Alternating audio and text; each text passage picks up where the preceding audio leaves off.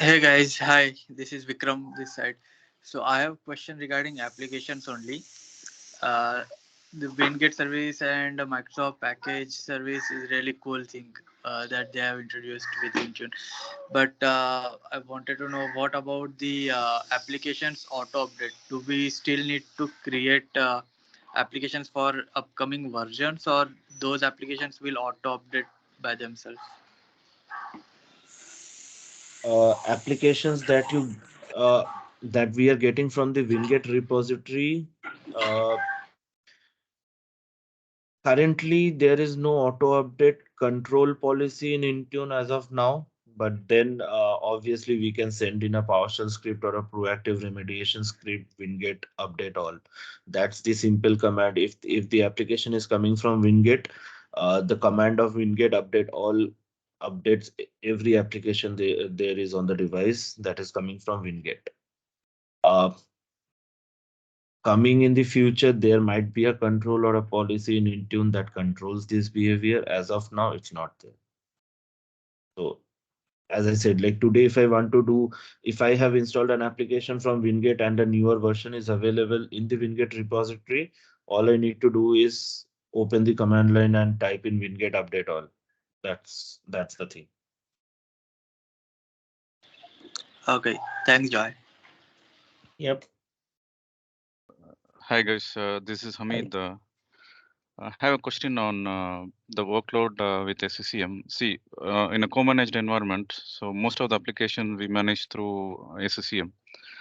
So can we use Intune in a full phase to move the workload to cloud, or you recommend to keep on-prem? Uh, I'm sure Joy will ask me to answer this. So I know that's Yes. why I mentioned as recommendation. See, uh, the reason for this question is, see, I don't want to the clients to be dependent on to pull the content from cloud. See, some cases you have remote sites with low bandwidth, right? When you move the payload completely to Intune, so I don't want every client depending to connect internet for to contents to download the contents. So in this case, like if you wanna use these features like WinGet and all, can we keep in a pilot Intune to use both the features, or so? What do you guys suggest? I I don't. So pilot is for piloting, right? Exactly. It is not for production. So if you are done with piloting, if you are comfortable with Intune application deployment with all the new shiny features like delivery optimization, etc., etc., then I think it is better to move entirely into Intune. And that depends on your organization as well. So for Exactly. example, The reason for this question is Microsoft have given an option like you stay with config manager or you move to Intune. So in between they put the pilot, right? So especially in a co-managed environment where you have multiple remote locations on multiple sites. In my case, I have like 7 distribution points, and we are heavily dependent on the content from local distribution points rather than going online, which may choke the bandwidth for the site itself. yeah, I understand the concern, but I have seen many organization, bigger organization, where they are moving away from the distribution points and the legacy or classic distribution mechanisms of SCCM to kind of automate a lot of things and to make things more easy for admins as well as for end users, right? For example, in a remote connect world, etc., etc. So it is very tricky question. I don't have any direct answer to this, but it depends on your organization. So again, how the Wi-Fi connectivity within your organization, how are you using LAN to connect the laptop devices, or are you using the Wi-Fi? There are a lot of components involved in this and a lot of discussions involved in this. So it is pretty difficult to give a direct answer. But if I'm in your place, I will always push for Intune full deployment. Okay. Sometimes it also I would happens like that to contribute in Anup's statement. So, I'm also one of the organization who are moving to complete cloud, and right now we are leveraging for applications. We are leveraging branch cache, which limits the content sharing within subnet, as well as for Windows patching. We are using delivery optimization, and with the new release features of delivery optimization, we can limit its sharing within a subnet only. So with those two technologies, we can move to complete cloud. There's no need to stay on prem nowadays after COVID. also for many of the organizations having large infrastructures and huge dependency on these local sites and remote sites, sometimes it requires a complete network redesigning itself to create more branch out points in the local sites rather than the entire traffic going through the bandwidth. So that is also sometimes that is very much required. Along like it's is a transformational journey from SCCM to Intune is not only involves SCCM and Intune, but it also involves the other components of the infrastructure as well. Yeah, totally agree. I have Right, seen that and as in well. this journey, you will need a tremendous contribution from a network side, because during our journey, like we had testing almost for 7 to 8 months on low bandwidth sites. We have sites the like with bandwidths of in kbps as well. Okay, thank you for the insights, Vikram. Okay, so now we are open for question and answers Q&A for next 5 minutes, and then we can close down. Tick tick one, tick tick two. Can we 360. use this Windows 365 PC for Autopilot? No, the provisioning process is a bit different.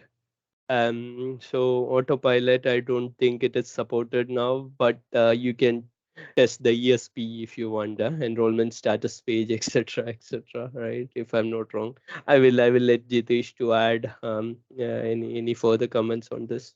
So the provisioning process is a bit different, as I mentioned, because this is all the cloud PCs or Windows 365 cloud PCs are provisioned from the Azure infrastructure virtual machines. So it is not supported in an autopilot scenario. We cannot have maybe there could be some reason, some ways to have the hardware ID, etc. But even though we can try it, it's not supported, officially supported. And why we want to use Windows 365 PC for autopilot? Curious to know the use case. Okay, I think Naren missed my replay. Naren, are you there? Uh, yeah, no, Did I had some network issue. I'm back.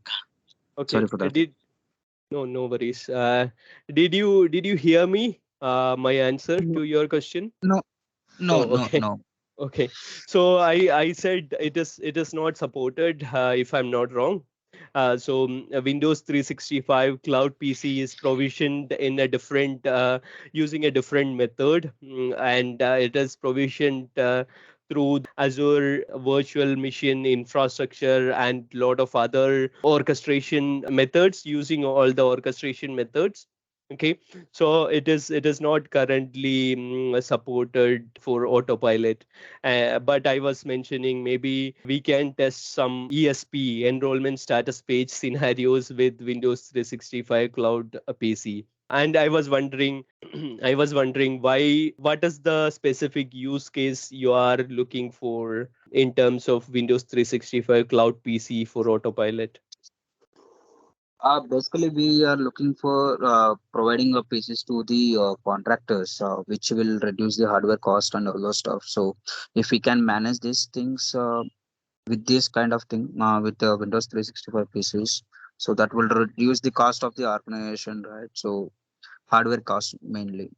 Yeah, so that means you don't need Autopilot for Windows 365 PC cloud PC provisioning. Okay, so as part of the provisioning mechanism, it will automatically get into, if you are in enterprise queue, it will automatically get into Intune management. Okay, so Intune management, all the cloud PCs will be Intune managed, and you would be able to manage everything through Intune. So we don't need Autopilot for cloud PC in that scenario. Okay. Okay, got it. Also, we are looking into the digital client scenario. So, just wanted to check if this is a possibility because of What do you mean by, virtual sorry, device. what do you mean by digital client? So we are looking into the virtual devices which are provisioned from the Azure. Okay. So how can we manage and how can we control? So there is a uh, thought process of getting into the autopilot area. So we are just trying, we are checking all the possibilities here. So Yeah, instead for of the having yeah, go on. sorry, for the virtual scenario, I don't think Autopilot is currently used everywhere, and it is supported for, even though if you are not using cloud PC, rather you are using AVD as your virtual desktop, right?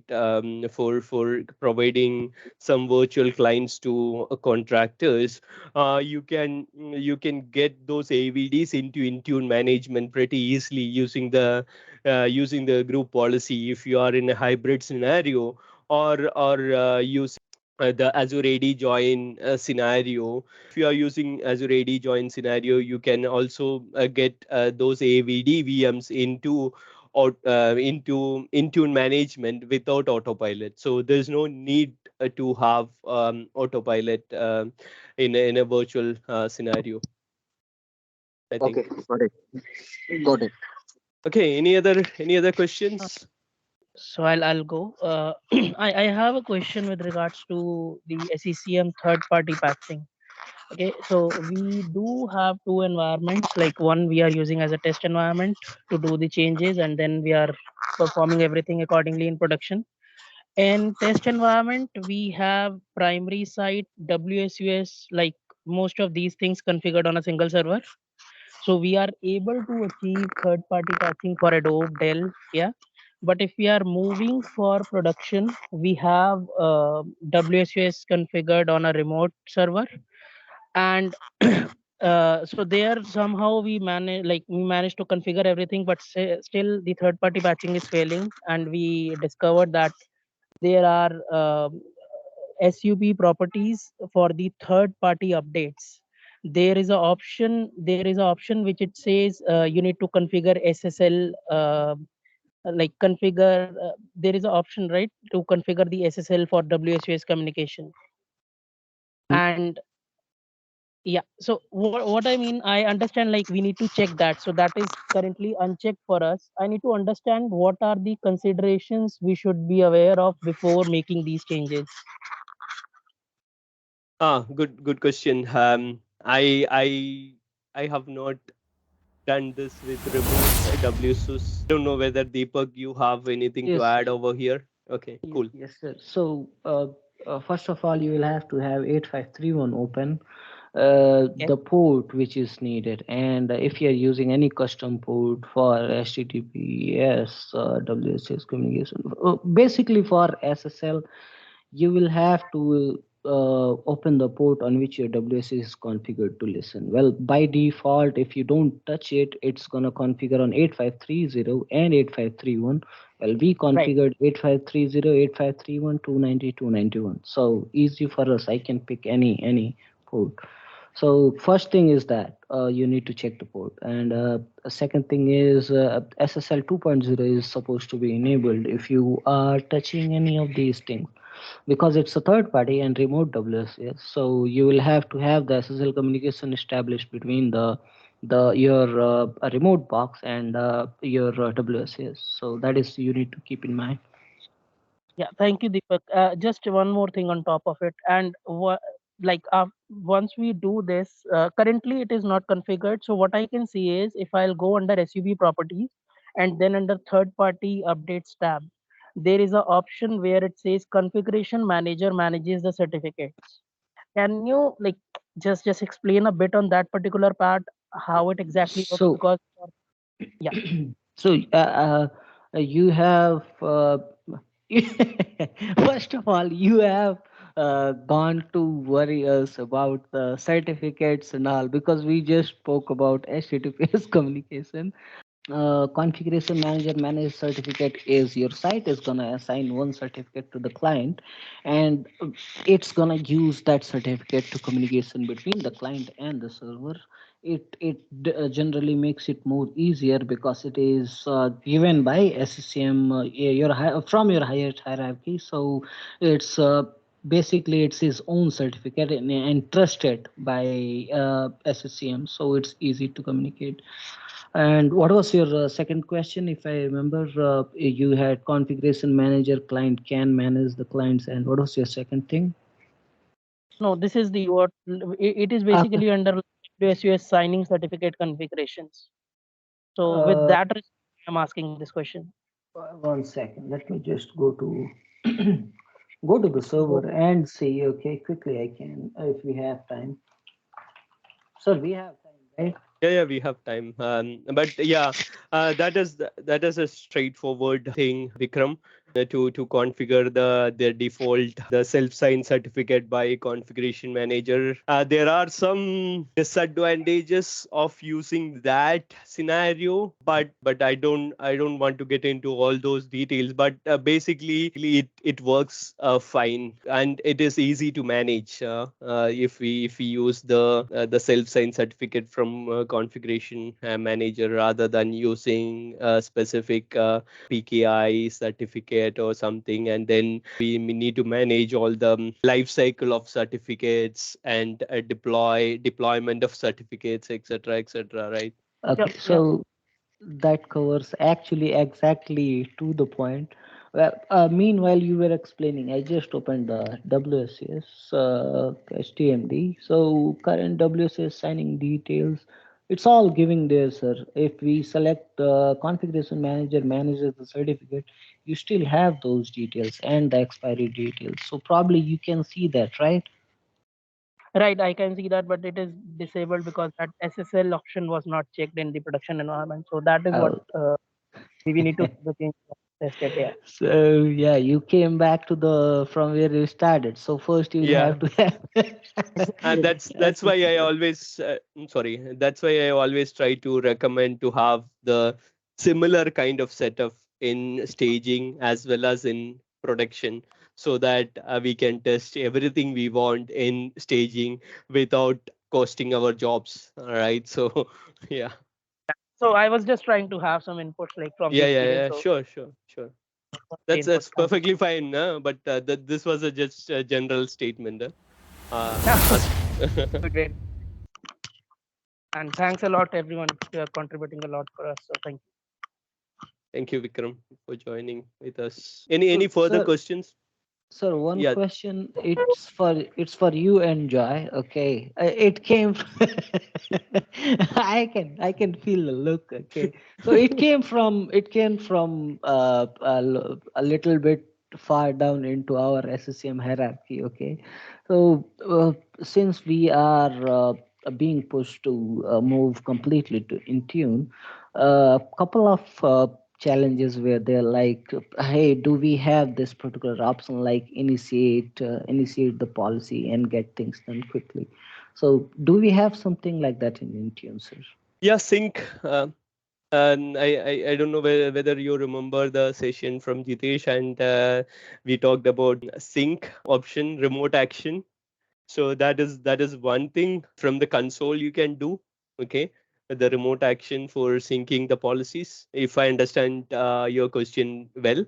Otherwise, there are if you are on a client side, logged into a client device, then you have an option to initiate a sync from company portal as well as from the settings itself, right? Windows settings itself. So there are a couple of options. Also there are options like restarting the services the old classic way, right? Intune management extension, service restart, etc. That will also help to kind of speed up the policy sync, etc., etc. Does that answer your Yes, question? sir. Absolutely, absolutely. And I do remember the sync option. I think we just saw a couple of minutes ago, right? Where Jitesh was saying at the very that is the first tab actually sync. Yeah. So yeah, I do remember. And the second thing was, do we have support for Windows servers in Intune? No. So it was This is a intentionally. classic question, right? So it was Uh, asked to me, and I said I'm gonna definitely put it to my virtual mentors who are actually we are not meeting physically, so yeah, virtual mentors only. So I promised them that I'm gonna definitely ask, and I'm gonna, anyways they can hear this recording, right? So they can, I have a proof. no, Thank I don't think there's any plan. I have not seen or heard anything. Yeah. thank Okay. Any Uh, last question? yeah, sir, one last question. Hello. So Hi. I have a question, right? We are using Windows 365. So any idea about the costing part? So I mean, we can propose management. So is there any pricing calculator? Or I heard someone already using it in your in their environment. So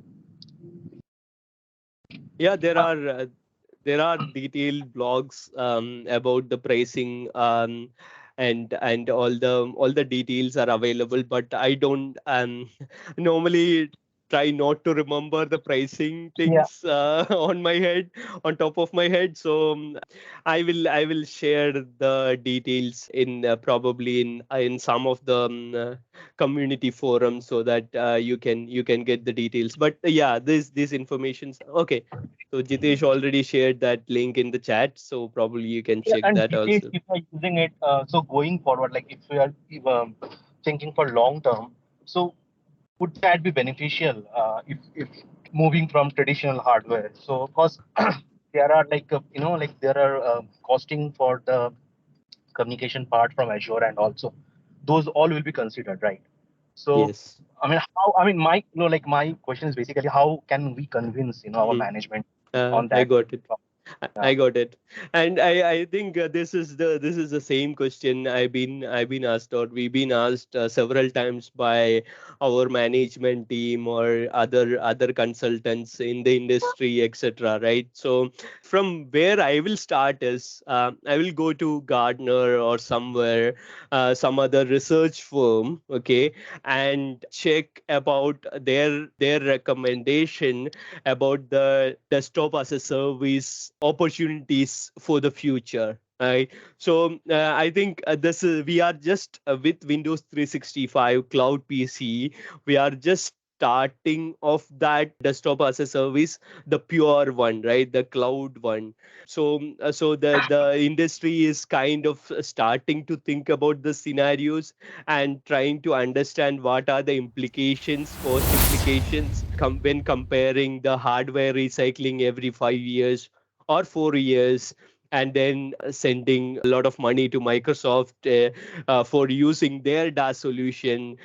So this is kind of a deep level comparison or research we need to kind of do with the help of Gartner and other research firms to understand. So unfortunately, I don't have the answer to that question. No problem, sir. So yeah, I mean, anyhow, I'll have a look into that. The sources you already shared. Yeah, Yeah. and thanks for all your efforts, sir. I mean, it helps us a lot. Thank you.